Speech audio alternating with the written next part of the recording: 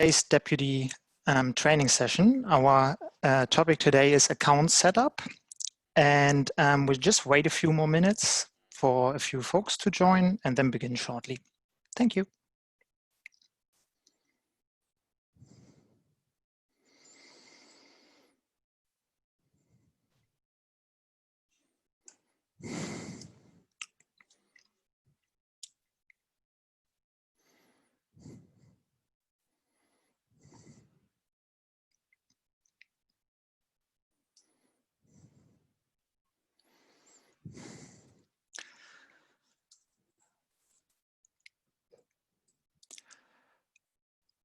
Okay, so we got many attendees with us, so let's get started. Hello, everyone. Welcome to the Deputy Account Setup training session. Thank you very much for joining us today. My name is Felix, and I'm a Customer Success Manager here at Deputy, and I'm also joined by my colleague Sam today.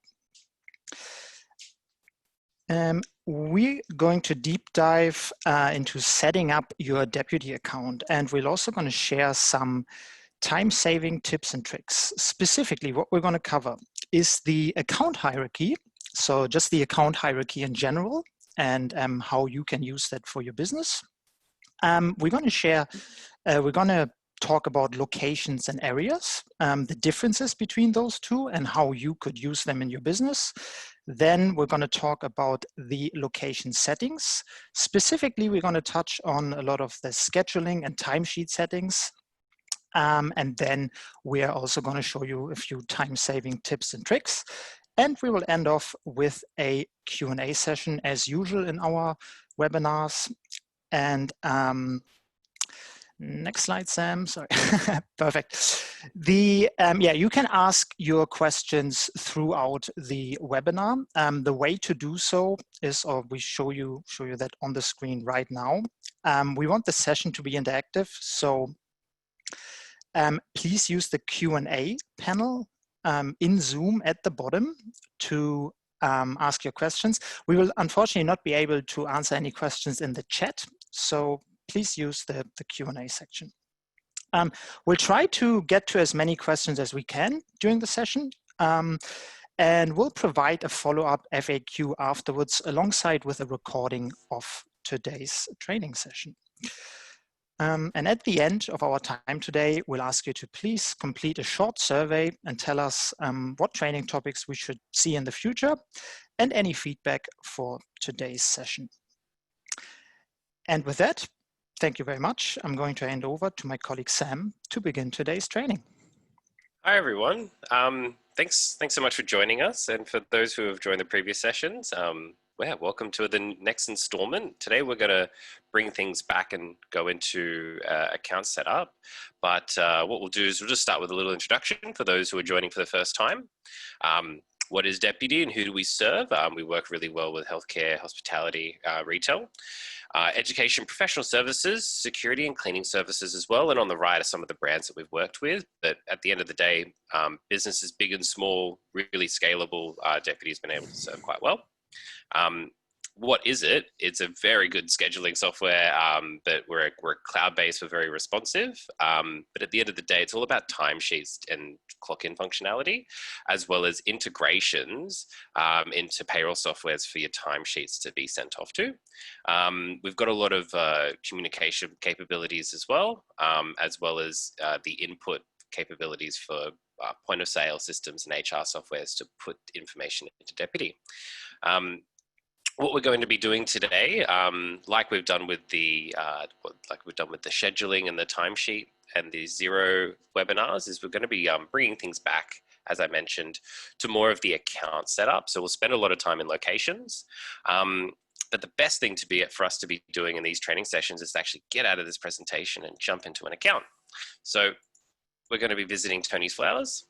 Hope everyone can see my screen. But what we'll see here is actually a few locations that are already set up. But before I kind of get into the details and the nitty-gritty of this, I wanted to kind of introduce the concept of hierarchies There's hierarchies for locations, which we'll spend a lot of time on today. And then there's hierarchies in terms of access levels as well. So I'll start with access levels because it's really to do with your people and what they see and how they interact with Deputy. So the kind of people that we've got with us today will be mostly in the supervisor, location manager, or system administrator access level. And what we see here is the access levels that we have available, and also on the left-hand side here, we run through the actual features of Deputy that those access levels provide. And the reason why I'm showing this today is because the concept of the hierarchy means that this identifies who reports to who and what visibility on Deputy that they have. So obviously, maybe an employee, you might not want them to access the reporting, but location managers and system administrators, it's really important for them to access this kind of stuff. And the hierarchy, as long as you can understand the hierarchy for that, you're going to kind of really understand a lot of other hierarchy concepts that we'll explore today. So I'll jump back into the account that we've got. And what we're going to do today is we're going to talk about how hierarchies work with locations. So if you can imagine your business as a tree, that like an inverted tree, at the very top, you'll have just the business entity. In this case, it's Tony Flowers. But then what sits under that is some of the regional ways that we've been able to split it up. So here we can see Brisbane, we HQ, Melbourne, and Sydney. What we're going to do today is we're going to add a brand new location. I'm going to show you how to set one up from scratch. And then I'm also going to show you how to set one up in the fastest way as possible, working in that tips and tricks for the best time saving capabilities that we've got. So if I just hit add location here and then hit add location, this is going to take us through a tooltip on how to set up a location in the best way possible. So in this particular case, I want to set up Tony's Flowers, but we've got Canberra that we want to set up. Or we can just type in ACT. And then for the location itself, subtle shout out to my favorite coffee place owner in Canberra. You pop in the address, and as you can see, the Google Maps integration is very responsive to drop the pin for us. And then lastly is the location week start. So some locations might start on a Sunday and some on a Monday. So that drop-down menu allows you to select that. And then very much so, at the very bottom, it's just recommended that our time zone, based on the location that we put in, is Australia, Sydney, but we can go ahead and manually change that if we need to. What we'll do is we'll hit next. Now, what we're also needing to do is to understand that because the location is that next step in the hierarchy, we're setting up the next stage in the hierarchy, which is the areas. So by setting up the areas, the best thing for you to think about are maybe some of the duties that you're setting up. So within the hospitality space and the retail space, areas are really good to allocate in terms of duties and coverage that is required on any given day. So you might have admin, you might have sales, you might have support, all that kind of stuff. But in this particular case, we could just have sales, admin, but within hospitality, it could be bar, it could be front of house, that kind of stuff. And you can add as many areas as you need to make sure that all of the duties within that location are covered by being able to allocate one or more people to any of those areas. Now, just lastly, you'll see that there's a little function here. Do your areas have physical addresses? So you could actually have the sales location if it's not at the address that I quoted earlier, but instead down the road or in a, just a different location all up. You can actually attach a different geotag to each of those areas, which is quite handy. All right, so what we'll do is we'll hit next.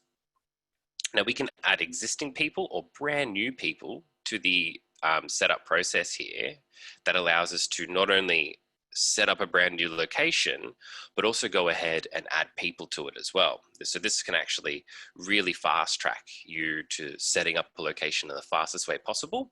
Otherwise, what we'll have to do is after, let's say that we skip this process, you'd have to go to the people tab of Deputy add some people from scratch and then allocate them to their areas and locations. But what we can do here is we can import a set of employees or a set of people that we want to add to the account and to this location using these integrations from this drop-down menu, or we could just add them and invite them to Deputy as well by just filling in these fields here.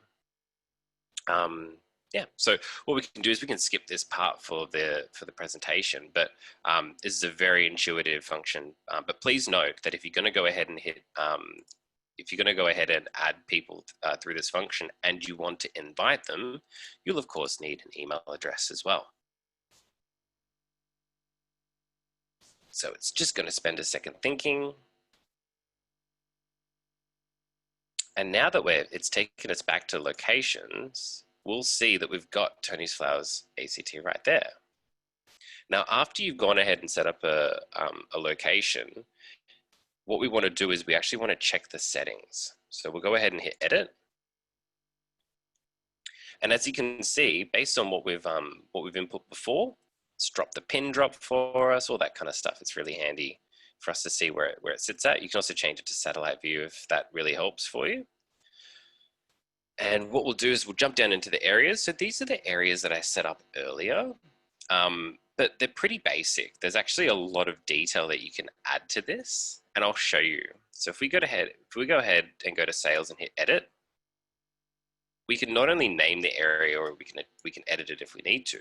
We can actually change the color coding. Now, a really good question is, why on earth would we need to color code this? Well, at the moment, so let's just pretend it's like this now, and we'll go ahead and go to the schedule. What we'll do is we'll change it so we can find ACT here. And if we have it in view by, if we have view by area for the week, as you can see, it's looking pretty bare, and there's not a lot of visual cues or aids to help us segment. We just have to read kind of black and white what the areas are. By actually having color coding, it's really going to improve how easy it is for a rostering manager to segment visually what areas is what and how to establish the appropriate coverage between those areas. So if I go ahead and hit edit and change that color to this green and go ahead and hit save. Now, a really important thing to do is to make sure that you saved your location settings.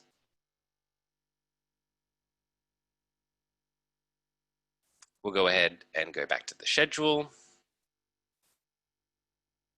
Can you see there it's changed the color coding? Seems like a minor detail, but it means a world of a difference when you're trying to tackle scheduling, because you'll have a list of employees on the left-hand side that you're trying to allocate, and having color coding can actually really, really help.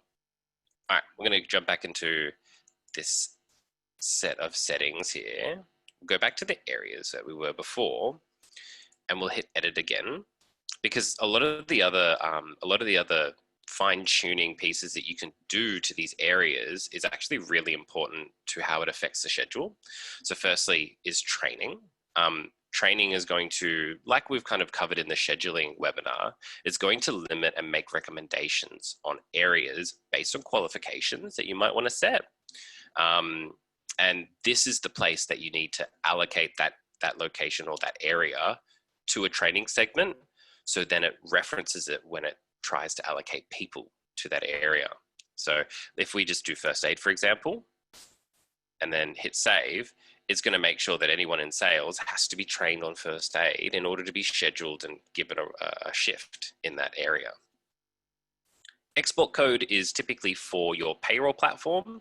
So if your payroll provider requires a code to reference this area in order to allocate pay, you could have, for example, ACT sale. That could be your payroll export code, for example, for that area. That's what you could put in there. And your preferred employees are going to be the people who meet some of the earlier requirements as well. But you'll typically do this in the people setup, but you could also have a list of employees here that you could allocate as this is their best competency in the sales area for Tony's Flowers ACT. So you can really be fine-tuned on the impact it makes to the schedule, because after you've allocated people to it, then hit save. Once you start using the schedule, it's going to only really recommend that set of employees be scheduled in that area. And now this is also something that we kind of referenced a bit earlier, but this is about having this area with its own unique address. So it's like the sales of Tony's Flowers ACT is actually not at the location address. It's maybe down the road or halfway across town or something like that. This is how to change that. And if you hit show map, it's going to, for example, redrop the pin for us. Cool. So that's how to edit all your settings for the areas. Really important. I'd say that the biggest impact it makes is to your schedule. So if you really want to see it, you want to make the changes. And most importantly is you hit that save button at the top right. That's going to be the most important thing, because once you do that, then you can go into the schedule and see the impact your settings has just made. Okay, cool. So what we'll do is we'll go down to the schedule component. Now, this is where it gets to the real nitty gritty of the settings. The scheduling and timesheets is the bulk of the settings, but for very good reason. So the main reason is that this is going to have the greatest impact to how people interact with the schedule. So how your rostering managers, how they employ automation in Deputy, and how it really adjusts to predict the best shifts for your employees. And then with the timesheet, that's going to make the biggest impact on things like pay. So that's why it's really important that we cover this today, even if it does seem a little bulky in terms of how many settings we've got to go through. So with the scheduling, firstly, it is something that you do in the setup of the location, but this is where it's located if it ever needs to change. So as we set up earlier, the start of the week is the Monday, but you've got the drop-down menu to change that to whatever is most appropriate. Now, what that will do is if we go to the schedule, it's going to impact the day of the week. So as we can see, the most left day for us to start putting shifts into is the Monday. So we'll go back here. What this also does on the second option here is it's trying to establish what the recommended shift is based on your business opening times. So with this Tony's Flowers ACT, because we didn't go ahead and set it up, we've got 9 to 12 a.m. That's probably not the best. Let's just kind of go basic here and we'll make it 9 to 6. And what that's going to do is it's going to make it so the coverage that's required for Tony's Flowers ACT is mostly going to be within 9 a.m. to 6 p.m. unless I go ahead and manually set up, let's say, an evening shift for stock take or something like that. But more often than not, it's going to recommend that coverage needs to be made in those areas between 9 a.m. and 6 p.m. Also, the default shift duration. If I go ahead and go to the schedule and just set up a shift, it's going to recommend that the shift itself will be an 8-hour shift, unless I go ahead and change that manually. The default meal break duration, it's in minutes, but basically you can go ahead and increase that or decrease it in those intervals. And again, once you want to see the impact of that, you want to make the change and then you want to hit save. Now, this is some of the more light business insights that we have. The reporting on costs is basically adding a flatline percentage to your schedule.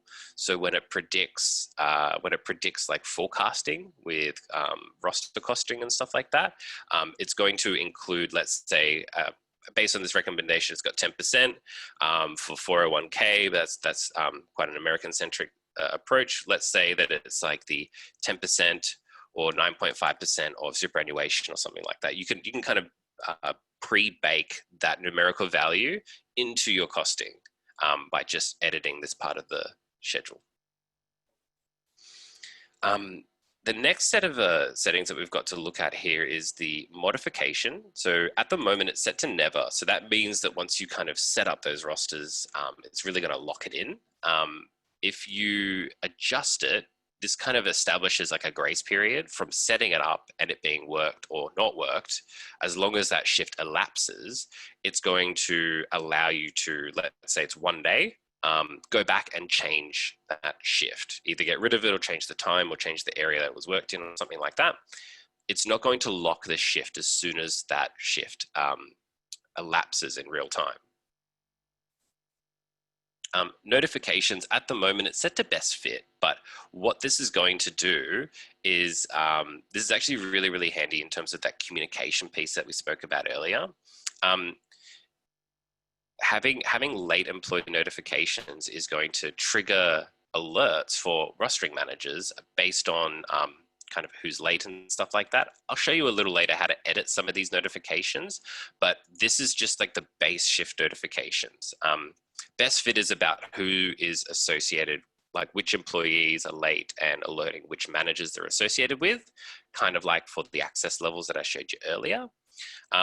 But if we go ahead and let's say that we change that to scheduling managers and locations and working, that means that a location manager who's not working for that day isn't going to get an alert on an employee who's late.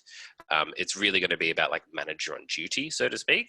So that's why you can actually edit all these settings. Shift confirmation, if a published roster are not confirmed for this time frame, it will not automatically be turned into an open shift. So that is the concept of having open shifts. We're going to go to a more set up roster to help illustrate this point.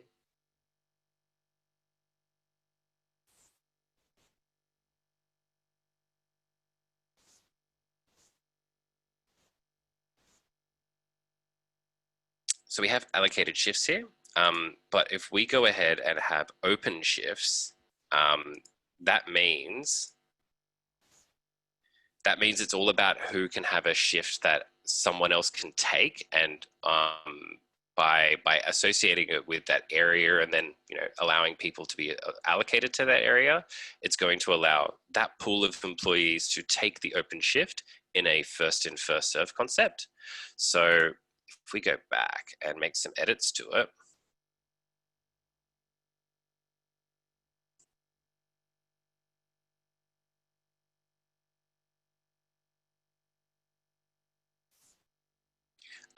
what it's going to do is trigger a notification to the employee and ask them to confirm that they've got the shift. And if there's no confirmation based on that, it will return the shift back into an open one, so another employee can take it. That's really going to reduce you having situations where you've got like what you thought were a very comprehensive set of rosters sent out, but no one's taking them based on who you're sending it to. This really triggers some automation to make sure that coverage is met on any given day. And I can show you a little later on using notifications and integrations about how we can work back notifications so managers are really across where the rosters are at, because that really, really helps. Scheduling suggestions is going to be about what really triggers on the left-hand side of visibility. So really at the end of the day, most people use alphabetically, but wage costing can be really good if you're thinking about more than a week and you're trying to budget certain things. But yeah, at the end of the day, alphabetically is about having a set of open shifts and just allocating people, and you're just trying to like look for the people to allocate. At the moment, we have this particular setting on allow all, but most people will actually change this on a per location basis based on their processes. But allowing employees to see each other's schedule can be really, really handy when there are situations where employees want a bit more responsibility about how their shifts get worked. So if an employee can see each other's roster, and see that coverage, then they know if something comes up, who they can really offer and swap shifts to, which really works into the next set of settings really well. This can take the burden off a rostering manager and save tons of time and effort when it comes to allowing employees to swap shifts And this also, secondarily to that, determines whether a manager needs to sign off on that swap, which typically they do, but sometimes employees can be given the responsibility to manage that, because the contingency is that someone will always be applied to a roster or a shift, and if not, it will be quite evident that that the last sign off of employee on a shift will be really evident. So this is why this set of settings has the biggest capabilities to save a rostering or a location manager the most amount of time. It's worth experimenting in this space, but at the end of the day, a lot of these settings within the schedule are a reflection of the location's culture and processes and procedures. And just lastly, the SMS notifications, which we kind of dived into in the scheduling webinar. This is a function that you can actually edit as well. All right, I'm going to go ahead and jump into the timesheets as well. This set of settings is really for a location manager to control how information is captured and ordered and displayed in the timesheets section, because this can really affect the payroll functionality as well. But also it's just for about how do managers approve timesheets and what's the best way to reflect the business processes behind it. So firstly is the being able to clock in. So most setups is around employees accessing Deputy on their mobile and through the app, clocking into their shifts. But we do have the capabilities to run on a web browser. So if a store has not that great like 3G or 4G coverage, and instead that there's an actual terminal inside the store or something like that, this is going to allow the employees to clock in using a web browser, whether it's got Chrome or Safari or something like that. This functionality allows you to really control like all the different kinds of devices that are being used. And then lastly, you've got the SMS clock in functionality as well. So what we'll do is we'll scroll down. Now, this is if you've got the kiosk set up and you want a picture to be taken at the time of clock in. So just to confirm that the right people are clocking into their shifts, and therefore timesheets are being paid to the right people as well. These settings within the timesheets control that information. So based on these settings that we've got here, if we go ahead and take them off, let's say that required photo, and then hit save, once we start looking at all the shifts that are worked from the date right now onward, timesheets in the approval and the export process will no longer have a photo captured. And so it will no longer require that from there on. But that's a really important kind of concept, is that for all these changes that you're making here, firstly, the most important is to save. And then secondarily is to go to the function of the Deputy account to observe the impacts it's making, to make sure that your payroll process is being adhered to and things like that, because the locations has a lot of flexibility in the settings, but you want to make sure that it's adhering to the company's or the business processes as well. Okay, so what we've got in this kind of chunk of the timesheet settings here is about rounding and automation when it comes to how people work their shifts, but also about how managers approve timesheets. So let's forget the set schedule for a second and assume that we've got a long set of timesheets that have been approved. What these settings are going to do is determine, I mean, for this particular one, it's submission prior to the end of the shift. So by changing this, it's going to allow an employee before a shift is completed. So at 5:45, it's going to allow me to submit a timesheet for that day. Let's say that I forgot to clock in at the start of the day or something like that. But after that, it requires the manager to submit an ad hoc timesheet. This is the minimum length. So if a clock in and clock out is anything less than 15 minutes, it will just won't be a timesheet. This can be managed in down to a minute, but usually it's about 15 because as we set in the scheduling settings, our kind of regular shifts are 8 hours at length, but again, you can change that. Lastly, after we have a look at the after we have a look at this, we've got the paid meal break. So this is going to determine that 30 minutes that we set up on every shift is either paid or unpaid. So we can have this set up, but on a per timesheet basis, we can edit this. All right, what we have down here is the kind of the rounding functionality. So if I'm clocking out at 5:58, it's going to round me to the closest 15 minutes as we've got currently set up.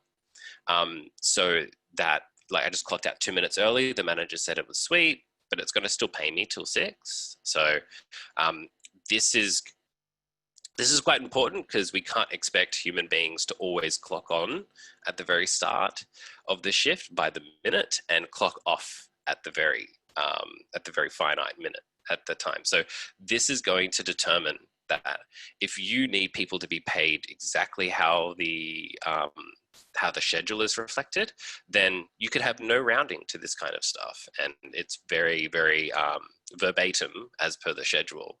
But at the end of the day, this allows you to have that flexibility in there. So rostering managers or location managers, when they're going ahead and approving timesheets, they don't have to make these edits timesheet by timesheet.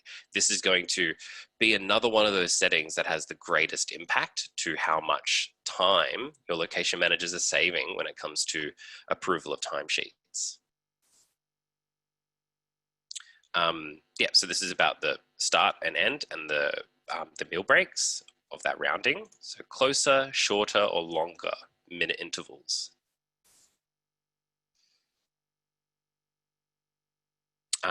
And by clicking on these ones here, it's actually going to be affecting the buttons here are actually going to be turning on those rounding functions as well. If we scroll down a little bit further, we've got ourselves more of the automation around those functions. But if we have kind of this in a location, a lot of this information will be very process based. So this will reflect company wide. Very rarely will you have locations really having this unique to that location. But the settings are there for that contingency just in case. If we scroll down a little bit further, there was here we go. Sorry guys. Okay, so this one here, these are controlling some of the warnings. In the approval timesheets, there are warnings displayed for missed breaks. So when a location manager is going ahead and approving a timesheet, if you go ahead and add that, it's going to create an alert for a location manager to adhere to certain warnings that are going to affect pay or going to be certain processes that you want to avoid. That's really important to have a look at and switch on or off based on how you approach timesheets. If we go ahead and hit up the top there, this here on a per location basis is going to be the greatest impact to how your payroll is going to interpret this information. So from here, you can select 0 and then it's going to prompt you to log in. But depending on all of the cloud-based exports that we support here, so you've got ADP, you've got Gusto. By clicking on that, it's going to bring up hopefully a pop-up that you can see right now, but it's going to ask me for my login information for 0. And then after you've done that, it's linked Tony's Flowers, the ACT, this location we just created, to the already set up 0 account that we're assuming here.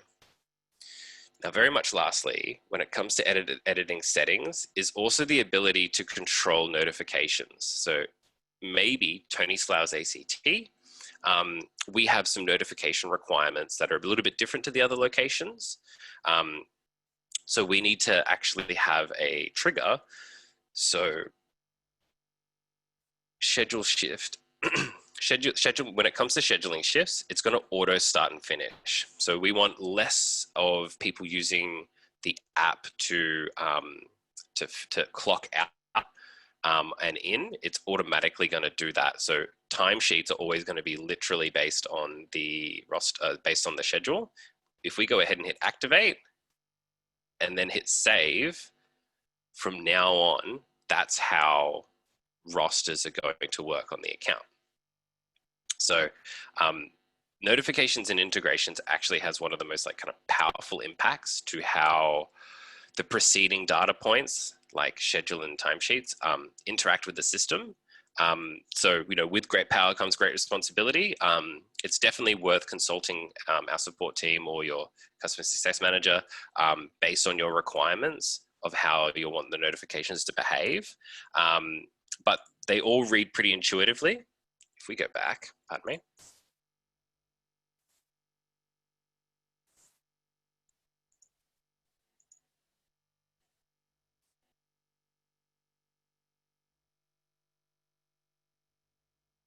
Okay, now that this is loaded, again, this has got quite a wide variety of different interactions this has.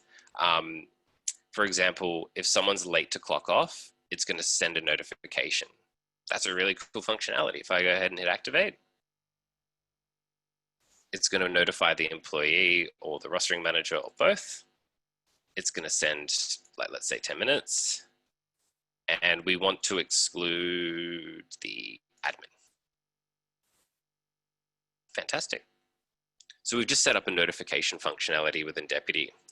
A lot of this, with a lot of other software platforms, is really baked in, and there's not a lot of ability and flexibility in that, but we've got that in this function of each location. So I implore everyone to have a look at this, and what you see in the active section is everything that's already baked into Premium, but all of these inactive ones, they're for you to review, maybe experiment with, and let us know how it's going, because we want this to be what empowers each location or each business to use Deputy for it to be as powerful as it needs to be. Some of these can be massive time savers. So yeah, that's why I implore everyone to have a look at it. It's great. Now, I've got to thank everyone, because what we've done is we've gone through some probably the most dense parts of Deputy. We've gone through scheduling and timesheet settings. It does take a while to get through this, but it's really important that you understand what each button does, because at the end of the day, this does impact your schedule, your timesheets, and how people work and get paid. So it's really important. Again, what's really important to do is when you do make edits is to hit save. Now, if we kind of reverse the thinking and understand, okay, we've gone through all of that trouble of going through and reviewing each setting. Now, as you might understand, if we have to set up all of these locations from scratch, we're going to be here all day. Now, we don't want you to be there all day doing it. So let's say that we've set up Tony's Flowers ACT, and that paints a really good picture of a baseline of the setup and how we approach all of the other locations in setting it up and rolling it out with Deputy. What we can do is we can actually, instead of hitting edit settings, we click on that drop down menu there, and you'll see that there's a button there called duplicate. Now, I wish it was in a way bigger font, because this has the biggest opportunity to save you as much time as possible. Because at the end of the day, again, we've gone through all of each of those settings, and we've got a really good understanding of how we want most of the locations to behave.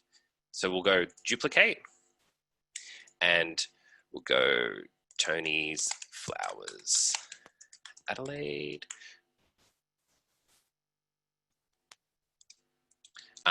Now, don't have an address for it right now. What it's going to do is it's going to copy a series of fields within this location, and we can turn some of those off. So for example, the people that work at that location, they're all going to be new. We don't want them to be based on the other locations. We definitely want the settings, because we spend so much time editing the settings earlier. We've got the same payroll connection, and we've got a really good idea of the shift templates as well. They're all quite similar. So we'll go ahead and hit duplicate.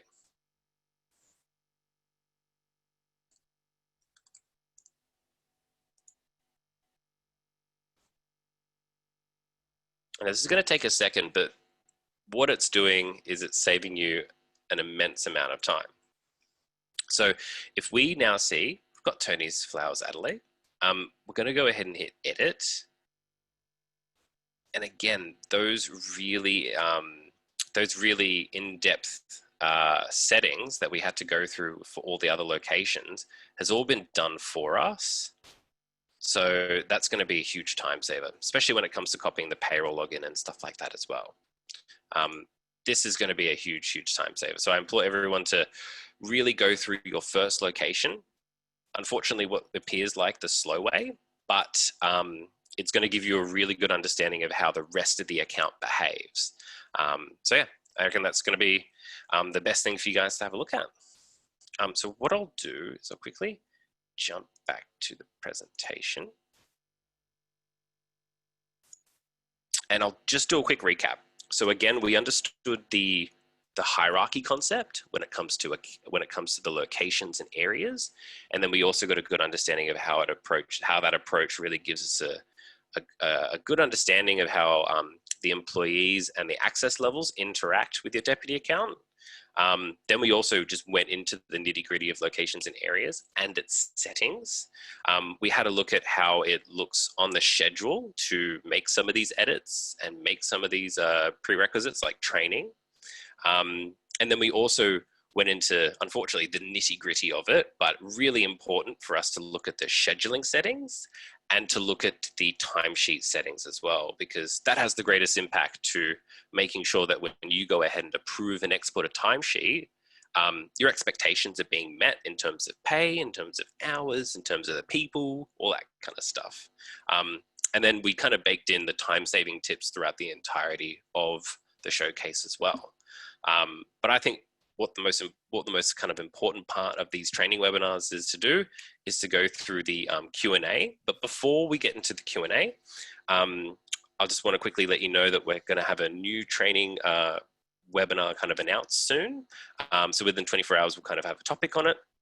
Then we're also going to send a bunch of links after this as well with related articles and setup guides, because account setup is quite a broad term.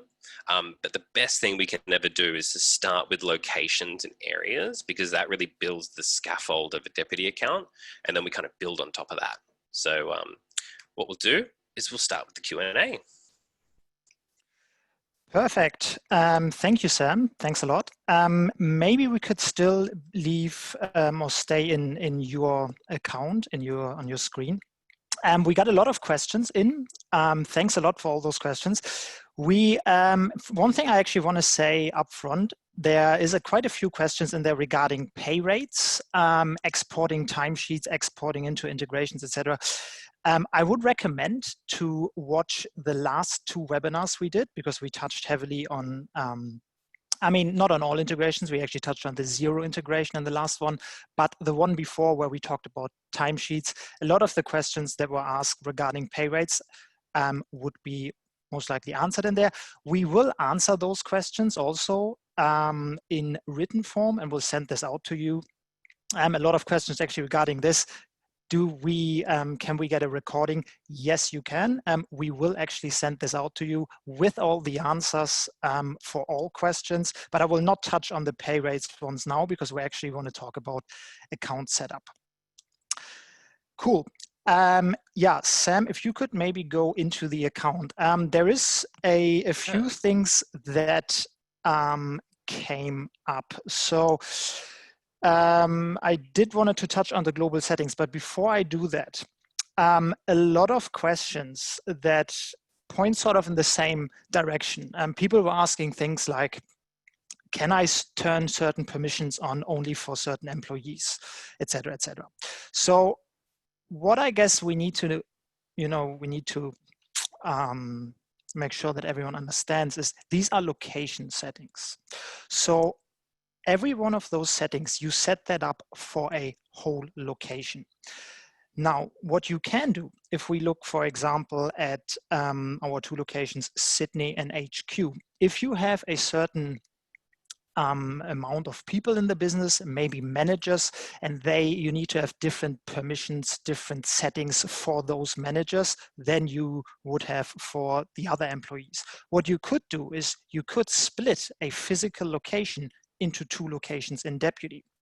And what you will achieve is you will put those manager employees in only the HQ location, and you change the settings there to work for those people that are in that location. Now, when you do this, you just need to make sure if this person is the manager for the Sydney location, that they're obviously also attached to that Sydney location. Yeah. And what I might do is I might actually show how to allocate. How to do that? Yeah, that's cool. Cheers. So yeah, then there was actually the question: how can we, attach certain locations or multiple locations to an employee, etc. Yeah, so if we go to people and then we edit their profile, if we see in the general, we've got works at. So for this particular person, for Amy here, we've got them as Tony's Flowers Sydney. But once we click on that open field there, we can then allocate them to HQ and then hit save. Correct. And then while we're on that topic, something that got asked a few times as well is questions regarding the kiosk. So with the kiosk, you can only attach a kiosk to one location. You can't attach a kiosk to multiple. Or actually, you can do that, but then we need to use a workaround. So if you, for example, want to do that, you need to create a specific location only for that kiosk. For example, you could call it Tony's Flowers kiosk. That location then, and now we are getting a little bit into nitty-gritty stuff, but that location has to be attached to every employee, regardless of which location they work in, that needs to clock in via this kiosk. And then you will never, roster any people in this location, because it's literally just there for clocking in and out. And so don't roster anyone there. Don't create any manual timesheets in that location. You will only use that location to clock in and out. You can still roster those employees totally normal in all your other locations. They will show up in the kiosk location. Just make sure you don't roster them in there. Cool. Then we actually got quite a few questions regarding rounding. So maybe we could have a look at the rounding parts again. And people were asking if we could explain the rounding a little more in detail and also touch on auto rounding. So maybe if we look at the start time, the closer 15 minutes. So if we go a little down, Sam. That one, perfect. So just so that we can see this window. So I suppose if you want to choose your rounding, there's basically 2 main questions you should ask yourself. The first is in what kind of time, what's the word, like fragments, let's say, do you pay your staff members? Would you pay a staff member in 10-minute increments, or would you pay them in 15-minute increments, or in 30-minute increments, etc. If, like most businesses do, or most of our customers that we deal with, at least they usually say 15 minutes, then you would have to, then I would suggest to choose one of the 15-minute options. So that's the first question. The second question then is, which one of the 15 minutes one are you going to use? Closer, earlier, later. We suggest to use the closer ones, because I will quickly touch on what it means if you choose earlier or later. So if you choose the earlier 15 minutes, that means even if someone clocks in at 14 past, it will actually start their timesheet at the full hour. Let me say that again. So if someone clocks in at 14 past, it will start their timesheet at, let's say, 9 o'clock. Same with the later ones. If someone clocks in at 1 past 9, it will start their timesheet at 15 past. That's why we suggest the closer one, because there it is basically 7.5 minutes. So if someone clocks in at 7 past, it still rounds back. If they clock in at 8 past, it rounds forward and starts them at 1/4 past. Yeah, so Now, it's kind of like that middle point that determines in which direction it goes is a more accurate representation. That's, for example, 7.5 minutes is going correct. to be the determinant as to kind of where the timesheet goes in terms of timing. Correct. And then touching on the auto rounding one as well.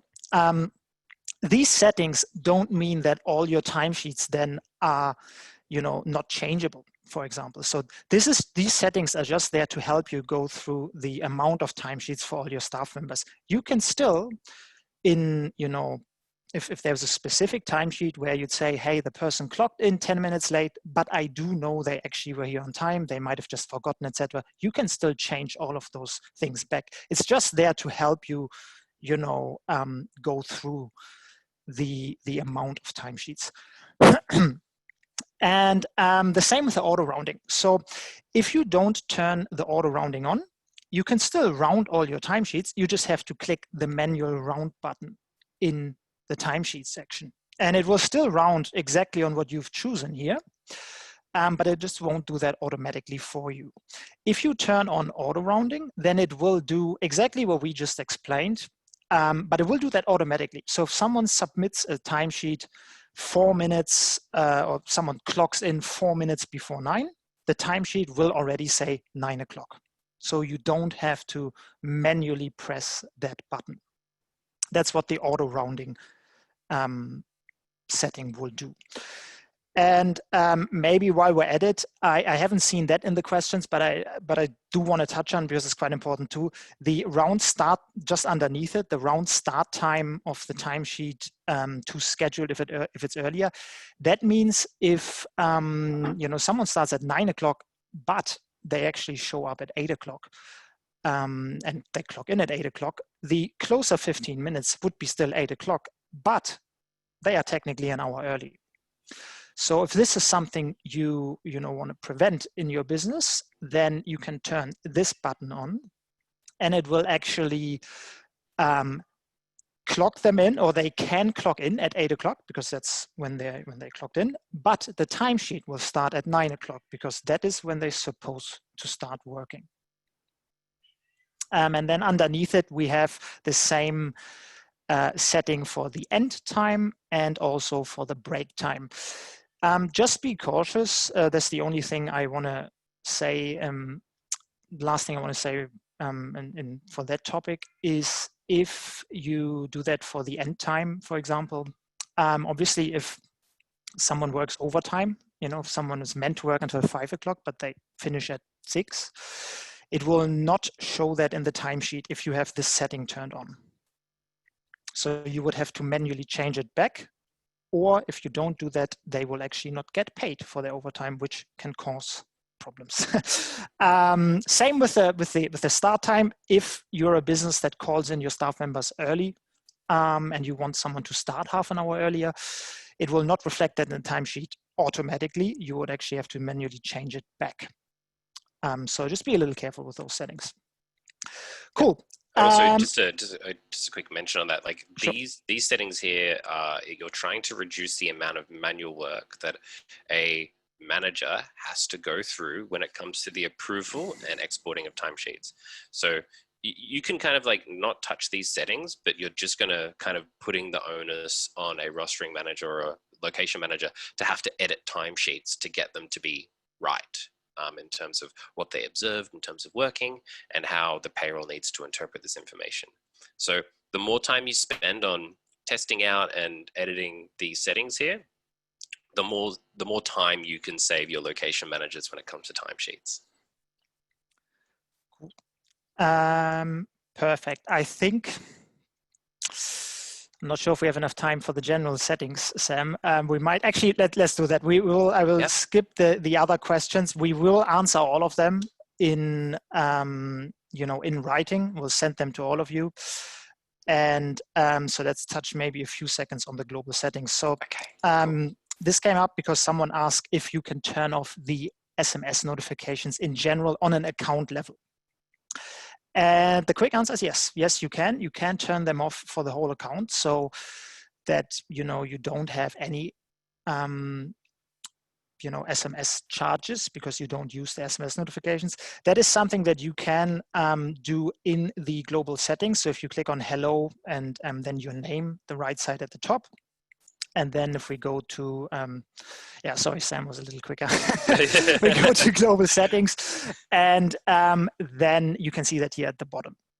Now, while we are in here, there's quite a few, I guess, cool things you can do in global settings. So if we, obviously, you can, some things are pretty obvious, like changing your business name, the date format, et cetera, but you can also customize your deputy experience a little. If we go to branding, you can choose your own colors, you can upload your own logo if you want, et cetera. Then I think what we definitely touch on is timesheets and leave. So a few things that we can do in timesheets. One is the shift questions. This is something that is, I suppose, fairly new. We actually released that during COVID, where you can ask your employee a question just before they clock in. And you can ask them, for example, do you have any, COVID symptoms? Do you feel unwell? And if they, and then they have a little box that they can, if they feel unwell, tick. And if they don't tick it, then it is, a normal shift where everything's fine. And Sam is just showing us how to do that. So there's obviously things where you can, choose which locations that applies to. You can even choose individual areas within those locations. And then you just determine the question and stuff like that. And you determine the question. Yeah. Correct. Have a look at those. There's another thing. I think we should quickly touch on leave as well, because that that always comes up. So if there are, if you have any questions regarding the leave types that you have in your business, we can go on to the leave tab, and then if you go to leave rules, you actually see all the leave types that are by default in Deputy. You can add leave types here if there's any leave types in there that you use that we don't have by default in the system. Two things that I do want to mention that are quite important if you are a Xero user. The export codes on the right side, where it says, for example, for annual leave, DP_annual_leave, those ones are manually mapped already to Xero. So please never change them. That can cause, double ups. It will create a second annual leave type in your Xero account, those kind of things. So please use this as your annual leave. If you want to add any leave types to it, just make sure that the export code is always the name of the leave type. Actually, if you use Xero, if you use any other payroll softwares, there could be, some of them use numbers, and then a certain leave type might have the number 19 or something. And this is then the export code when you're exporting this leave type out into that payroll software, that it matches up. And that is that. I think then we probably, one last question that I think was pretty cool as well is, can you color code the locations as well as areas? So I just want to quickly touch on that one. You can't color locations individually. What you can do is you could technically color, all the Adelaide areas in red and all the Brisbane areas in blue, if they will work for you. And then you can see in the schedule, you always know, these are all your Adelaide ones, these are all your Brisbane ones, these are all your Sydney ones. What we've chosen in our account is we always made the position the same color. So for example, sales is always green, and admin has always no color. Right, Sam? But yeah, you can basically customize that for however works best within your business. Cool. Yes, so I think we're out of time. There is a lot of questions. We will answer all of them and we'll send them out to all of you guys. We will also send a recording of this and the link for the other previous webinars that we've done, 3 of them in total by now. This is number 4. Yeah, quick shout out And to the survey as well. That can quick help shout out us. to the survey. Yeah, that can help determine what topic we cover next, because there's a lot. We could do one, just on leave. We might be doing one on people and pay rates and things like that. So yeah, if you use the survey, you can give us the feedback we need to kind of figure out what the best next topic is for you guys. Absolutely. Perfect. Cool. Thanks a lot, everyone. Then have a nice rest of the day, and we see each other soon. Thanks, everyone. Thank you. See you soon.